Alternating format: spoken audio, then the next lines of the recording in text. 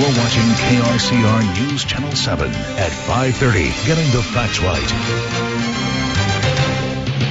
Officials answering questions about a wildfire that got out of control in Lassen National Park over the summer. We were at today's Reading Fire hearing in Sacramento. Good evening. Thank you for joining us tonight. I'm Jennifer Scarborough. I'm Mike Mangas. Officials from the Park Service and the Forest Service spent the day answering tough questions about the decisions they made. Since the flames were put out, a lot of people have wondered how the fire got as big as it did and whether more could have been done to stop it. All of that made for an unusual hearing at the state capitol today to review what happened and explore whether federal law needs to change. KRCR News Channel 7's Tyler May has our story from Sacramento. Mike, the U.S. Forest Services and the National Park Services were being questioned by two U.S. congressmen today in a special meeting at the state capitol.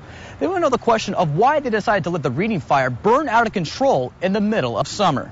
What a lot of folks in our region want to know is how could you look at that high risk, high consequence and just sit there?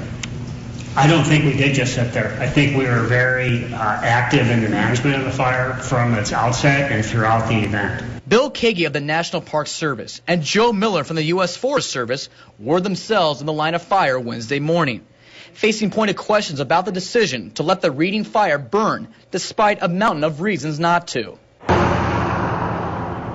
Kagi and Miller both say the choice was based on environmental concerns and that the U.S. Forest Service to this day defends that decision.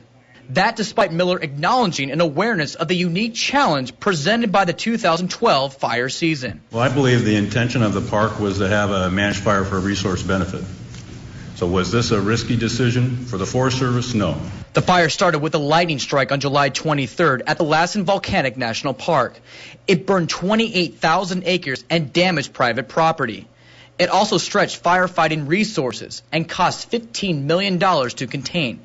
Congressman Wally Herger and Congressman Tom McClintock brought in local and state leaders to hear their take on the matter. CAL FIRE says they would have put out the fire immediately, especially with 4 other fires burning and an unusually high fire danger.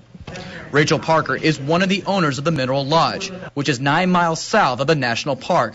She said the fire damaged half of her business. Letting a fire burn in July and August, when there are other fires in the area using the resources that would be needed should the fire jump its containment lines, is not a good idea. Shasta County Supervisor-elect Pam Giacomoni says she would like to see better communications from the federal agencies. We need to try to make our communities whole. We need to work on the communication, certainly, and need to support those communities. Both the U.S. congressmen are very confident that this fire will change policies, especially with the election just right around the corner. Reporting at the state capitol, Tyler May, KRCR News Channel 7.